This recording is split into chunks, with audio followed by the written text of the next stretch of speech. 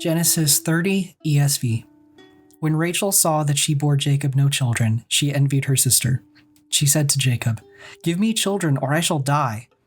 Jacob's anger was kindled against Rachel, and he said, "Am I in the place of God, who has withheld from you the fruit of the womb?" Then she said, "Here is my servant Bilhah. Go into her, so that she may give birth on my behalf, that even I may have children through her."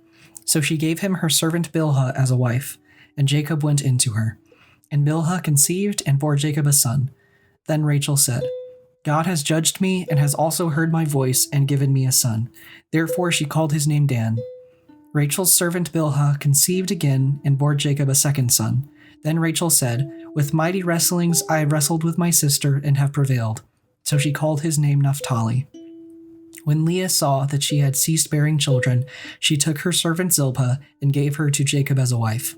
Then Leah's servant Zilpah bore Jacob a son, and Leah said, "Good fortune has come." So she called his name Gad.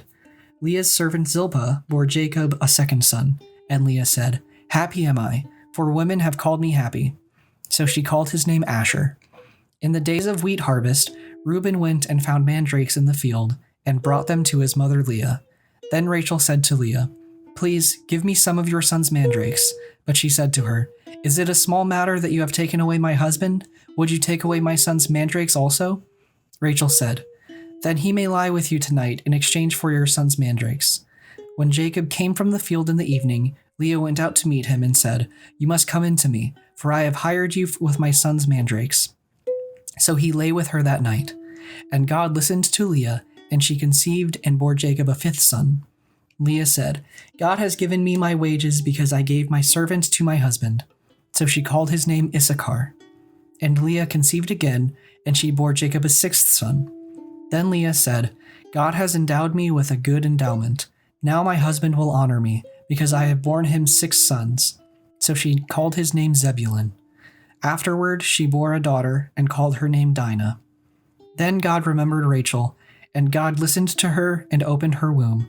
She conceived and bore a son, and said, "God has taken away my reproach." And she called his name Joseph, saying, "May the Lord add to me another son." As soon as Rachel had borne Joseph, Jacob said to Laban, "Send me away, that I may go to my own home and country. Give me my wives and my children for whom I have served you, that I may go, for you know the service that I have given you."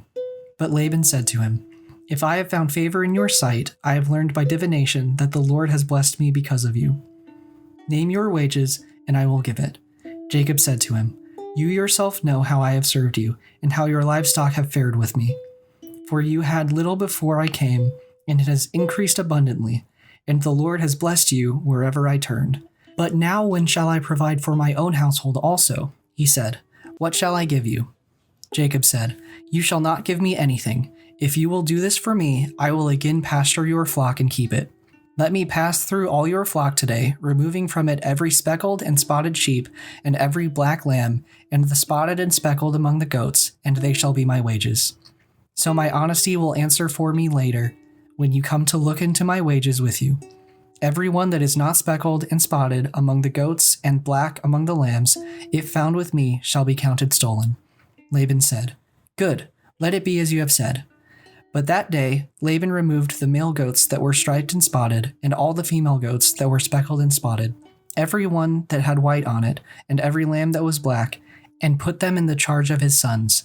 And he set a distance of 3 days' journey between himself and Jacob pastured the rest of Laban's flock. Then Jacob took fresh sticks of poplar and almond and plane trees, and peeled white streaks in them, exposing the white of the sticks.